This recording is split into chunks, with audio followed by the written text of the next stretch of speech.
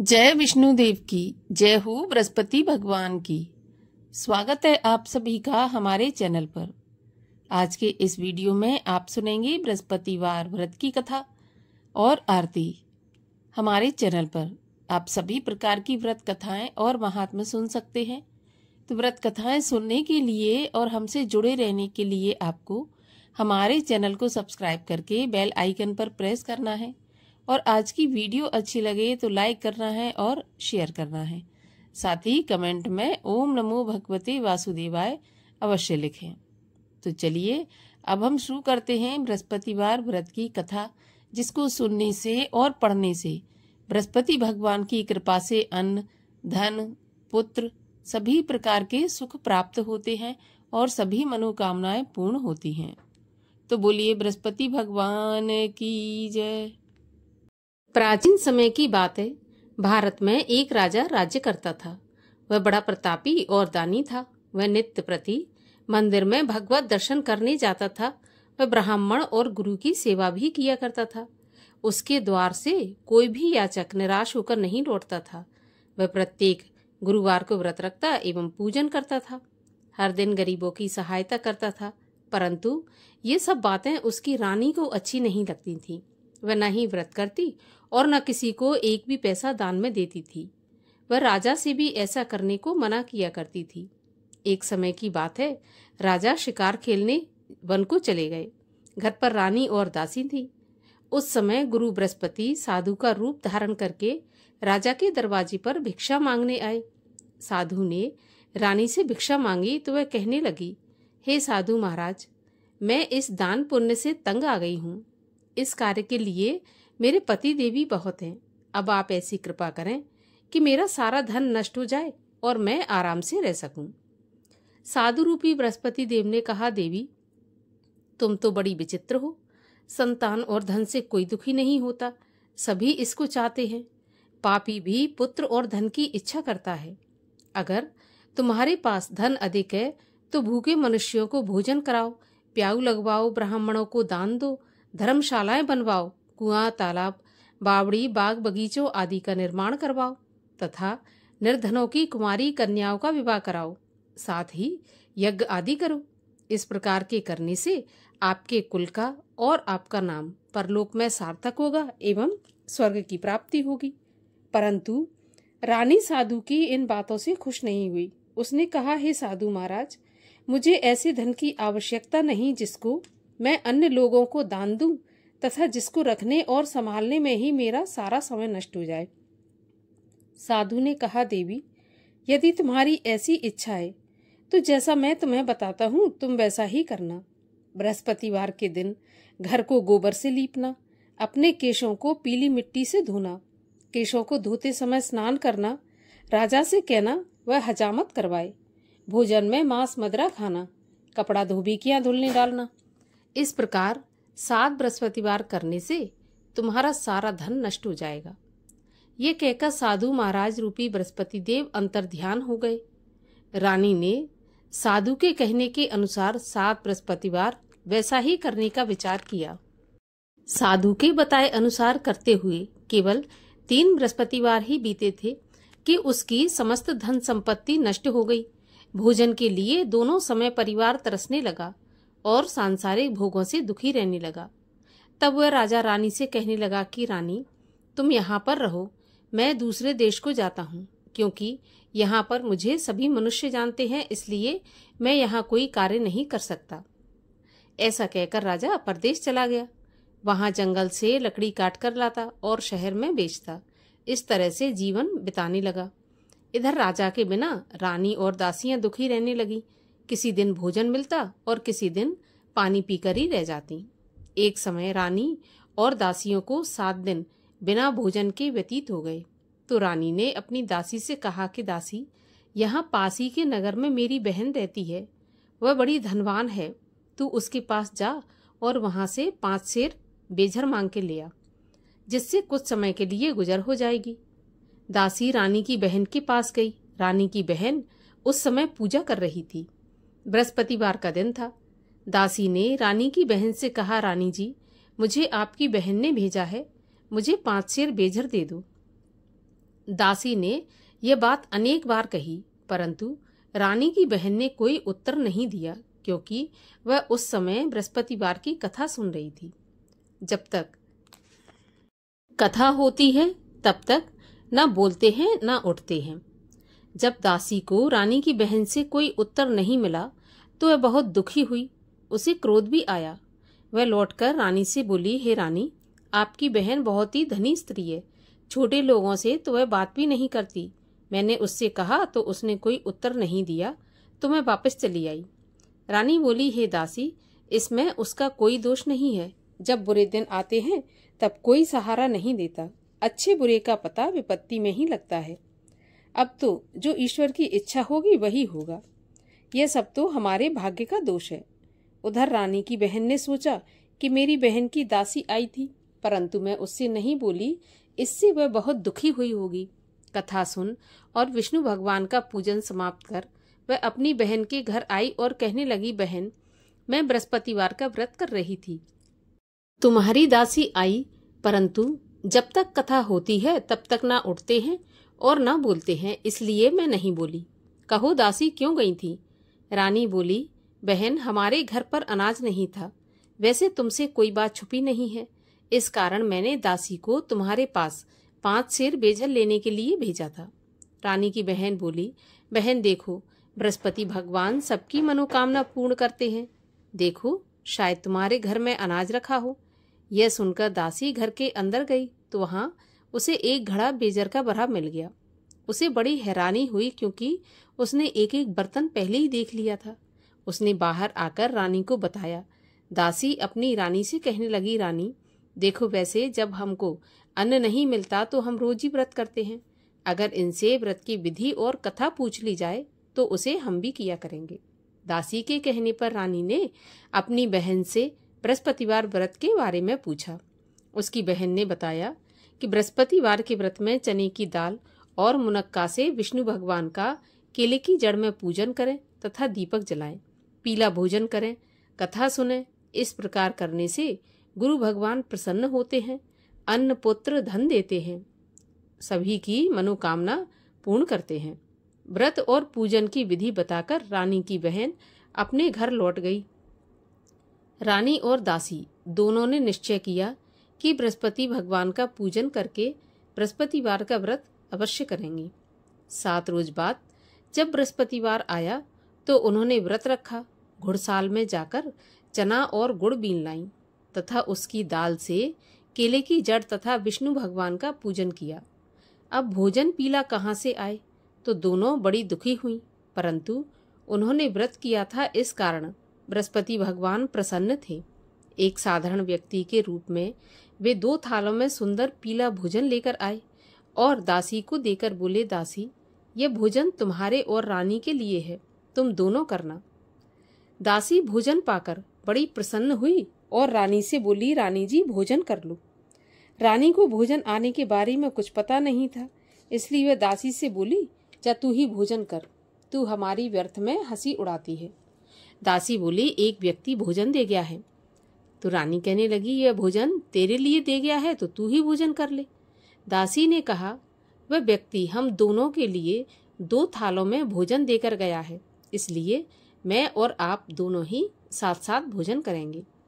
दोनों ने गुरु भगवान को नमस्कार करके भोजन प्रारंभ किया। उसके बाद से वे प्रत्येक बृहस्पतिवार को गुरु भगवान का व्रत और पूजन करने लगी। बृहस्पति भगवान की कृपा से उनके पास धन हो गया, परंतु रानी फिर पहले की तरह आलस करने लगी। तब दासी बोली, देखो रानी, तुम पहले भी इस प्रकार आलस करती थी, तुम्हें धन के रखने में कष्ट होता था, इस कारण सभी धन नष्ट हो गया। अब गुरु भगवान की कृपा से धन मिला है तो फिर तुम्हें आलस होता है। बड़ी मुसीबतों के बाद हमने यह धन पाया है, इसलिए हमें दान पुण्य करना चाहिए। भूखे मनुष्यों को भोजन कराओ, प्याऊ लगवाओ, ब्राह्मणों को दान दो, कुआं, तालाब, बावड़ी आदि का निर्माण कराओ, मंदिर, पाठशाला बनवाकर दान दो, कुंवारी कन्याओं का विवाह करवाओ, धन को शुभ कार्यों में खर्च करो, जिससे तुम्हारे कुल का यश बढ़े तथा स्वर्ग प्राप्त हो और पितृ प्रसन्न हो। दासी की बात मानकर रानी ने इसी प्रकार के कर्म करने प्रारंभ कर दिए। अब तो उसका काफी यश फैलने लगा। एक दिन रानी और दासी आपस में विचार करने लगीं कि न जाने राजा किस दशा में होंगे, उनकी कोई खोज खबर नहीं है। गुरु भगवान से उन्होंने प्रार्थना की और भगवान ने रात्रि में राजा को सपने में कहा कि राजा उठ, तेरी रानी तुझको याद करती है, अब अपने देश को लौट जा। राजा प्रातःकाल उठा, यह विचार करने लगा कि स्त्री जाति खाने और पहनने की ही साथी होती है, पर भगवान की आज्ञा मानकर वह अपने नगर को चलने के लिए तैयार हुआ। जब राजा परदेश गया तो परदेश में बहुत दुखी रहने लगा था। प्रतिदिन जंगल से लकड़ी बीन कर लाता और उसे शहर में बेचकर अपने दुखी जीवन को बड़ी कठिनता से व्यतीत करता था। एक दिन राजा दुखी होकर अपनी पुरानी बातों को याद करके रोने लगा। उस जंगल में बृहस्पति देव एक साधु का रूप धारण करके आए और राजा के पास आकर बोले, हे लकड़हारे, तुम इस सुनसान जंगल में किस चिंता में बैठे हो, मुझे बताओ। यह सुनकर राजा के नेत्रों में जल भर आया और साधु की वंदना करके बोला, हे प्रभु, आप सब कुछ जानने वाले हैं। इतना कहकर राजा ने साधु को अपनी संपूर्ण कहानी सुना दी। महात्मा दयालु होते हैं। वे राजा से बोले, हे राजा, तुम्हारी पत्नी ने बृहस्पति देव के प्रति अपराध किया था, जिसके कारण तुम्हारी ऐसी दशा हुई। अब तुम किसी प्रकार की चिंता मत करो, भगवान तुम्हें पहले से अधिक धन देंगे। देखो, तुम्हारी पत्नी ने बृहस्पतिवार का व्रत प्रारंभ कर दिया है। अब तुम भी बृहस्पतिवार का व्रत करके चने की दाल व गुड़ जल के लोटे में डालकर केले का पूजन करो, फिर कथा कहो या सुनो, भगवान तुम्हारी सभी कामनाओं को पूरा करेंगे। साधु को प्रसन्न देखकर राजा बोला, हे प्रभु, मुझे लकड़ी बेचकर इतना पैसा नहीं बचता जिससे भोजन करने के उपरांत कुछ बचा सकूं। मैंने रात्रि में अपनी रानी को व्याकुल देखा है। मेरे पास कोई साधन नहीं जिससे उसका समाचार जान सकूं। फिर मैं बृहस्पति देव की क्या कहानी कहूं, यह भी मुझको मालूम नहीं है। तब साधु ने कहा, हे राजा, तुम किसी बात की चिंता मत करो। बृहस्पतिवार के दिन तुम रोज की तरह लकड़ियां लेकर शहर में जाना। तुम्हें रोज से दोगुना धन प्राप्त होगा, जिससे तुम भली भांति भोजन कर लोगे और बृहस्पति देव की पूजा का सामान भी आ जाएगा। और बृहस्पति देव की कहानी इस प्रकार से है। प्राचीन काल में एक बहुत निर्धन ब्राह्मण था। उसकी कोई संतान नहीं थी। वह नित्य पूजा पाठ करता, परंतु उसकी स्त्री बहुत मलिनता के साथ रहती थी। वह न स्नान करती, न किसी देवता का पूजन करती। प्रातःकाल उठते ही सर्वप्रथम भोजन करती, बाद में कोई अन्य काम करती थी। ब्राह्मण देवता बहुत दुखी रहते थे। पत्नी को बहुत समझाते, किंतु उसका कोई भी परिणाम नहीं निकलता। भगवान की कृपा से ब्राह्मण की स्त्री के कन्या उत्पन्न हुई। वह कन्या अपने पिता के घर में बड़ी होने लगी। वह बालिका प्रातः स्नान करके भगवान विष्णु का जप करती और बृहस्पतिवार का व्रत भी करने लगी थी। पूजा पाठ समाप्त करके स्कूल जाती तो अपनी मुट्ठी में जौ भर के ले जाती और पाठशाला के मार्ग में डालती जाती। वही जौ स्वर्ण के हो जाते तो लौटते समय उनको बीनकर घर ले आती।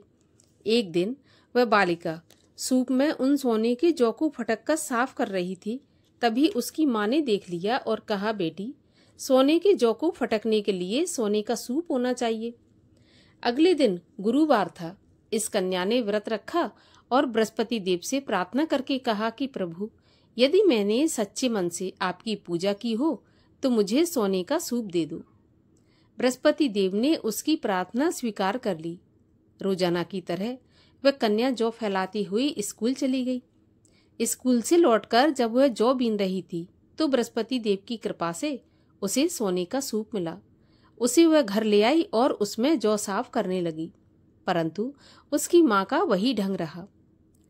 एक दिन की बात है, वह कन्या सोने के सूप में जौ साफ कर रही थी। उसी समय उस नगर का राजकुमार वहां से होकर निकला। इस कन्या के रूप और कार्य को देखकर उस कन्या पर मोहित हो गया। राजमहल आकर भोजन तथा जल त्याग कर उदास होकर लेट गया। राजा को जब राजकुमार के द्वारा अन्न जल त्यागने का समाचार ज्ञात हुआ तो अपने मंत्रियों के साथ अपने पुत्र के पास गए और बोले, बेटा, तुम्हें किस बात का कष्ट है? किसी ने अपमान किया है अथवा कोई और कारण है तो मुझे बताओ, मैं वही करूंगा जिससे तुम्हें प्रसन्नता हो। राजकुमार ने अपने पिता की बातें सुनी तो वह बोला, मुझे आपकी कृपा से किसी बात का दुख नहीं है, किसी ने मेरा अपमान नहीं किया, परंतु मैं उस लड़की के साथ विवाह करना चाहता हूँ जो सोने के सूप में जौ साफ कर रही थी। यह सुनकर राजा आश्चर्य में पड़ गया और बोला, बेटा, इस तरह की कन्या का पता तुम ही लगाओ, मैं उसके साथ तुम्हारा विवाह अवश्य ही करवा दूंगा। राजकुमार ने राजा को उस लड़की के घर का पता बतलाया। तब मंत्री उस लड़की के घर गया और राजा का आदेश ब्राह्मण को सुनाया। कुछ ही दिन के बाद ब्राह्मण की कन्या का विवाह राजकुमार के साथ संपन्न हो गया। कन्या के घर से जाते ही उस ब्राह्मण देवता के घर में पहले की तरह गरीबी का निवास हो गया। अब भोजन के लिए भी अन्न बड़ी मुश्किल से मिलता था। एक दिन दुखी होकर ब्राह्मण देवता अपनी पुत्री से मिलने गए। बेटी ने पिता की दुखी अवस्था को देखा और अपनी माँ का समाचार पूछा तो ब्राह्मण ने सारा हाल कह दिया। कन्या ने बहुत सा धन देकर अपने पिता को विदा कर दिया। इस तरह ब्राह्मण का कुछ समय सुखपूर्वक व्यतीत हो गया, लेकिन कुछ दिन बाद फिर वही हाल हो गया। तो ब्राह्मण फिर अपनी कन्या के यहाँ गया और सभी हाल कहा। तो पुत्री बोली, पिताजी, आप माताजी को यहाँ लिवा लाओ, मैं उन्हें विधि बता दूंगी जिससे गरीबी दूर हो जाए। ब्राह्मण देवता अपनी स्त्री को साथ लेकर राजमहल अपनी पुत्री के पास पहुंचे तो पुत्री अपनी माँ को समझाने लगी कि माँ, तुम प्रातःकाल प्रथम उठकर स्नान आदि करके विष्णु भगवान का पूजन करो तो सब दरिद्रता दूर हो जाएगी। परंतु उसकी माँ ने उसकी एक भी बात नहीं मानी और प्रातःकाल उठकर अपनी पुत्री का बचा जूठन खा लेती थी। एक दिन उसकी पुत्री को बहुत गुस्सा आया। उसने एक रात को कोठरी से सारा सामान निकाल दिया और अपनी माँ को उसमें बंद कर दिया।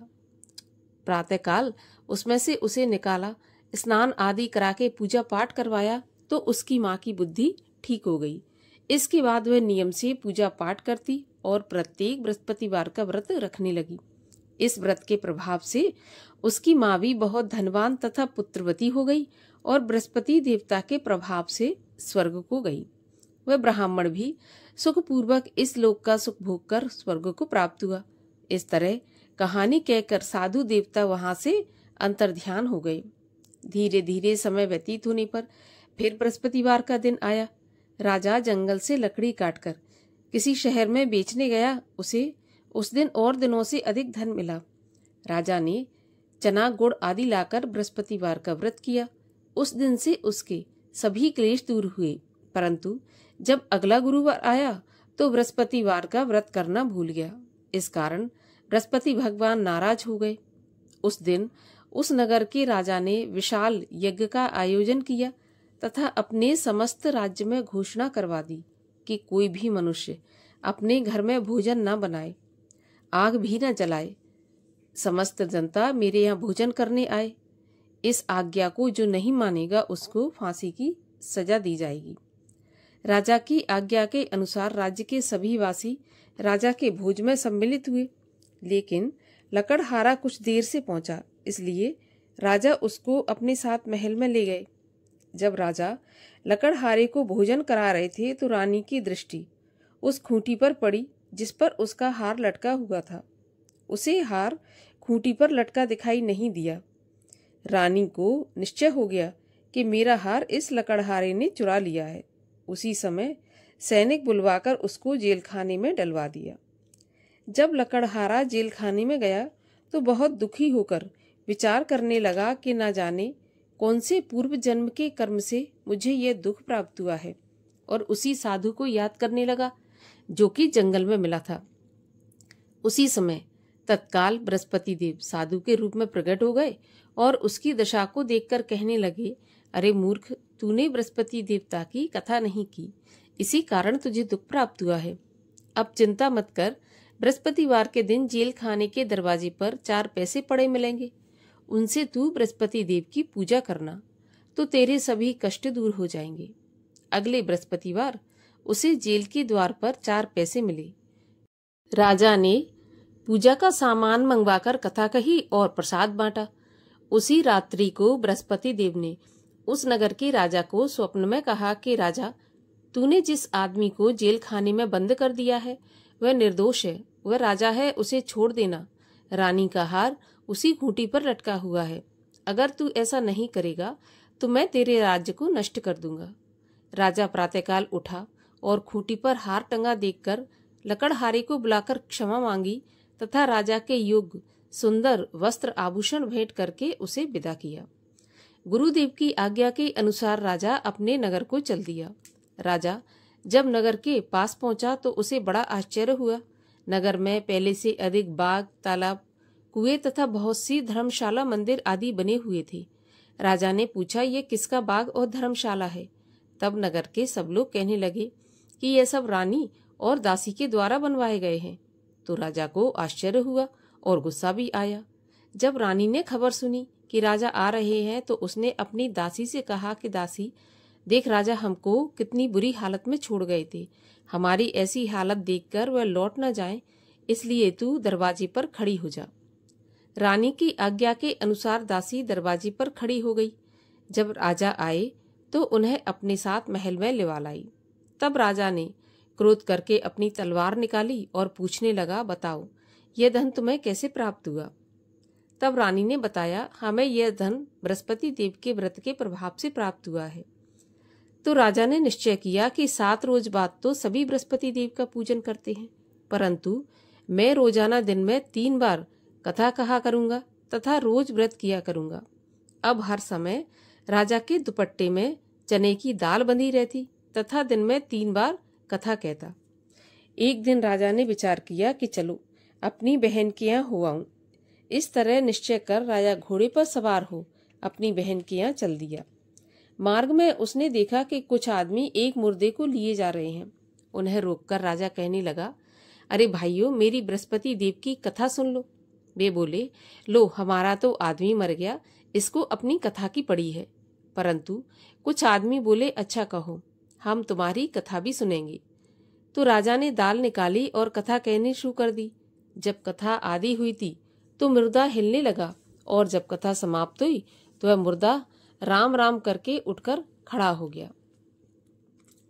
राजा आगे बढ़ा। उसे चलते चलते शाम हो गई। आगे मार्ग में उसे किसान खेत में हल चलाता मिला। राजा उससे बोला, अरे भैया, मेरी बृहस्पतिवार की कथा सुन लो। किसान बोला, जब तक मैं तेरी कथा सुनूंगा तब तक 4 हरैया जोत लूंगा। जा अपनी कथा किसी और को सुनाना। राजा आगे चलने लगा। राजा के हटते ही बैल पछाड़ खाकर गिर गए तथा किसान के पेट में बहुत जोर से दर्द होने लगा। उसी समय किसान की पत्नी रोटी लेकर आई। उसने जब यह देखा तो अपने पुत्र से सभी हाल पूछा और बेटे ने सभी हाल बता दिया। तो बुढ़िया दौड़ी दौड़ी उस घुड़सवार के पास गई और उससे बोली, मैं तेरी कथा सुनूंगी, तू अपनी कथा मेरे खेत पे चलकर ही कहना। राजा ने लौटकर बुढ़िया के खेत पर जाकर कथा कही, जिसके सुनते ही बैल खड़े हो गए तथा किसान के पेट का दर्द भी बंद हो गया। राजा अपनी बहन के घर पहुंच गया। बहन ने भाई की खूब मेहमानी की। दूसरे दिन प्रातःकाल राजा जगा तो वह देखने लगा कि सब लोग भोजन कर रहे हैं। तो राजा ने अपनी बहन से पूछा कि ऐसा कोई मनुष्य है जिसने भोजन नहीं किया हो, जो मेरी बृहस्पतिवार की कथा सुन ले। तो बहन बोली, भैया, यह देश ऐसा ही है। पहले यहाँ के लोग भोजन करते हैं, बाद में अन्य काम करते हैं। अगर कोई पड़ोस में हो तो मैं देखकर आती हूँ। ऐसा कहकर बहन देखने चली गई, परंतु उसे कोई ऐसा व्यक्ति नहीं मिला जिसने भोजन नहीं किया हो। अतः वह एक कुम्हार के घर गई जिसका लड़का बीमार था। उसे मालूम हुआ कि उसके यहाँ 3 दिन से किसी ने भोजन नहीं किया। रानी ने अपने भाई की कथा सुनने के लिए कुम्हार से कहा तो वह तैयार हो गया। राजा ने जाकर बृहस्पतिवार की कथा कही, जिसको सुनकर उसका लड़का ठीक हो गया। अब तो राजा की प्रशंसा होने लगी। एक दिन राजा ने अपनी बहन से कहा, बहन, मैं अपने घर को जाऊंगा, तुम भी तैयार हो जाओ। राजा की बहन ने अपनी सास से अपने भाई के साथ जाने की आज्ञा मांगी तो सास बोली, चली जा, परंतु अपने लड़कों को मत ले जाना, क्योंकि तेरे भाई के कोई संतान नहीं होती। बहन ने अपने भैया से कहा, भैया, मैं तो चलूंगी पर कोई बालक नहीं जाएगा। राजा बोला, जब कोई बालक नहीं जाएगा तो तुम क्या करोगी? बड़े दुखी मन से राजा अपने नगर को लौट आया। राजा ने अपनी रानी से कहा, हम निर्वंशी राजा हैं, हमारा मुंह देखने का भी धर्म नहीं है। वह बिना भोजन आदि किए शैया पर लेट गया। तब रानी बोली, प्रभु, बृहस्पति देव ने हमें सब कुछ दिया है, तो वे हमें संतान भी अवश्य देंगे। उसी रात को बृहस्पति देव ने राजा को स्वप्न में कहा, राजा उठ, सभी सोच त्याग दे, तेरी रानी गर्भवती है। राजा को यह जानकर बड़ी खुशी हुई। 9वें महीने रानी के गर्भ से एक सुंदर पुत्र पैदा हुआ। तब राजा बोला, रानी, स्त्री बिना भोजन के रह सकती है, बिना कहे नहीं रह सकती। जब मेरी बहन आए तो तुम उससे कुछ कहना मत। तो रानी ने सुनकर हाँ कर दिया। जब राजा की बहन ने यह शुभ समाचार सुना तो बहुत खुश हुई तथा बधाई लेकर अपने भाई के यहाँ आई। तभी रानी ने कहा, घोड़ा चढ़ाकर नहीं आई, गधा चढ़ी आई। राजा की बहन बोली, भाई, मैं इस प्रकार न कहती तो तुम्हें औलाद कैसे मिलती। बृहस्पति देव ऐसे ही हैं, जैसी जिसके मन में कामना है सभी को पूर्ण करते हैं। जो सद्भावना पूर्वक बृहस्पतिवार का व्रत करता है एवं कथा पढ़ता है अथवा सुनता है और दूसरों को सुनाता है, बृहस्पति देव उसकी सभी मनोकामना पूरी करते हैं। बृहस्पति देव उनकी सदैव रक्षा करते हैं। जो संसार में सद्भावना से गुरुदेव का पूजन एवं व्रत सच्चे हृदय से करते हैं, उनकी सभी मनोकामनाएं पूर्ण होती हैं। जैसी सच्ची भावना से रानी और राजा ने बृहस्पति देव की कथा का गुणगान किया तो उनकी सभी इच्छाएं बृहस्पति देव ने पूर्ण की थीं। इसलिए सबको कथा सुनने के बाद प्रसाद लेकर जाना चाहिए। हृदय से उनका मनन करते हुए जयकारा बोलना चाहिए। बोलिए, बृहस्पति देव की जय। बृहस्पति देव की आरती। ओम जय बृहस्पति देवा, स्वामी जय बृहस्पति देवा। छिन छिन भोग लगाऊं, कदली फल मेवा। ओम जय बृहस्पति देवा। तुम पूरन परमात्मा, तुम अंतर्यामी।